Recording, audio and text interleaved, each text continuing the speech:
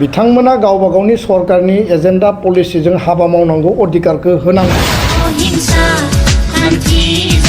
दा सोरबाया बुंबानो जे अस्तित्वआ गोमालांगोन अस्तित्वआ जोबगोन बिदिथ' खोथा नङा। যদিও বিচাৰিছে আপচুৱে खोनादों जे बेयाव कंग्रेस गेलेगोन माने अखिल गगैनि पार्टी गेलेगोन गोबां दङ आं नामखौ लाजोबनो नागिराखै बयबो गावबा गाव खोथा बाथ्राफोरखौ लानानै गावबा गाव एजेन्डा आरो पलिटिकेल कार्ड हिसाबै दिनै बेयाव बायदिसिना इस्युफोरखौ थ्र' खालामदों। दिनै गासैबो हान्जानि माने खुगायाव हा पाट्टा होगोनानो मेन माने बिथांमोननि एजेन्डा।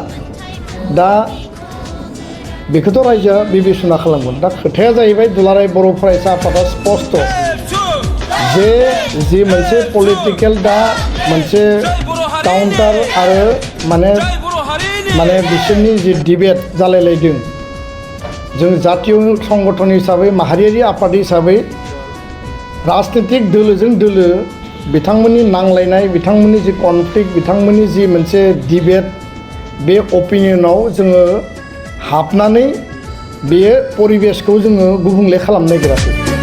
डेम'क्रेसियाव डिबेट क्रिटिसिजम डिसकासना थायो खालि खोथाया स्पष्ट बेनोल' बिटिआरखौ लानानै सिक्स शिड्युलखौ लानानै ट्राइबेल बेलेन्स ब्लकखौ लानानै हा हुखौ लानानै जाय सरकारानो फैया मानो थांनाय समाव जि सरकारफ्रा दङमोन बिथांमोना गावबा गावनि सरकारनि एजेन्डा पलिसिजों हाबा मावनांगौ अधिकारखौ होनांगौ। अधिकारा गावबा गाव आयेननि आधाराव जागोन। बेलेन्स ब्लकनि आयेननि अधिकारा मा बुङो प्रटेक्टेड क्लासा मा बुङो सिक्स शिड्युला जोंनियाव जि मोनसे एरेन्जमेन्ट दङ बे एरेन्जमेन्टनि स्पिरिटआ मा बुङो बे गासैबो फिदै आयेनफ्रा संबिधानाव लिरनाय दङ सांबिधानिक भाबै बेखौ मोनसे रैखा कवच होनानै दोनदों। बर'आ ट्राइबेला बेयाव अधिकार मोनगोन नान बर'नि अधिकारखौबो बेयाव दोननाय जादों। मोनबा अपेन सिट मोनबा माने जेनेरेल सिट दोननाय जादों आरो बाखि अधिकारफ्राबो बेयाव दङ। बेखायनो बे खोथाफोरखौ बुंनानै कनफ्लिक्ट खालामनायनि खोथा गैया। खोथाया जाहैबाय स्पष्ट जे कुनु कारनाव जोंनि जि अस्तित्व जोंनि जि थामोनथा जोंनि जि रैखाथि बेयाव जाहाथे रावबो जाहाथे हार्ड खालामनानै पलिटिकेल कार्ड बाहायनानै जाहाथे इलेक्शन केम्पेनखौ खालामा। डेभेलपमेन्टनि एजेन्डा लांनो हायो गुटेइ इन्डियायावनो सोलियो आसामावबो सोलियो माखासे आसनि स्किमनि एजेन्डाखौ लानानै बुंनो हायो जोंहा बुंनो गोनां जेबो गैया। खिन्थु बे जे माने गुबै जि मोनसे अस्तित्व जि भिटि जि बिथा बेखौ लानानै जाहाथे रावबो पलिटिकेलि जाहाथे गेम खालामनानै बेयाव माने पलाराइजेसननि जाहाथे पलिटिक्सखौ खालामलाया बे खोथाखौ जों स्पष्टयै बुंदों आरो बे नीति आरो आधारावनो जों थागोन। मोनफ्रोमबो राजनीतिक दला राजनीतिक व्यक्तिया बिसोरनि एटाक काउन्टार एटाक बिसोरनि डिबेट आरो बिसोरनि जि अपिनियन बेयाव एबसुआ सानफ्रोमबो अपिनियन होबाय थानांगौ एबसुआ सानफ्रोमबो माने पार्टिसिपेट खालामनांगौ बेबायदि नङा। खारन एबसुआ इलेक्शन गेलेयाखै एबसुआ पलिटिकेल पार्टि नङा। रायजो राजानि लुबैनाय हास्थायनायखौबो एसे जोङो रेसपन्ड खालामदों खिन्थु जों बयबो बिबेचनाबो खालामनांगोन। राजनीतिक दलफोरनि बे नांलाय खमलायाव जों हाबनानै जों मानो गेब्लेनो खिन्थु जोंनि जातीय स्वार्थ जातीय अस्तित्व सिक्स शिड्युल बेलेन्स ब्लक हा हु बिनि जुदि रैखाथिनि जुदि थ्रेट फैदोंबा बेयाव जोङो बिबान लागोन बेनिफ्राय जों खुनु कारनाव दोरोदा। दा बेखायनो बबेयाव एबसुआ अपिनियन होनांगौ स्टेटमेन्ट होनांगौ कमेन्ट होनांगौ बबेयाव होनाङा रायजो राजाफ्राबो मेलेमजिबिफोराबो स्ट्रिक्टलि थिग खालामनांगोन। कारन इलेक्शना मोनसे टाइमाव फैगोन मोनसे टाइमाव जोबलांगोन। इलेक्शनाथ' 12 मास जाया सेप्टेम्बराव इलेक्शन जागोन बिनि उनाव सरकार जागोन बिनि उनाव बे परिबेसा गैया जागोन। दा सोरबाया बुंबानो जे अस्तित्वआ गोमालांगोन अस्तित्वआ जोबगोन बिदिथ' खोथा नङा। आरो बेखायनो अस्तित्व रैखानि थाखाय एबसुआ जेब्लाबो दङ।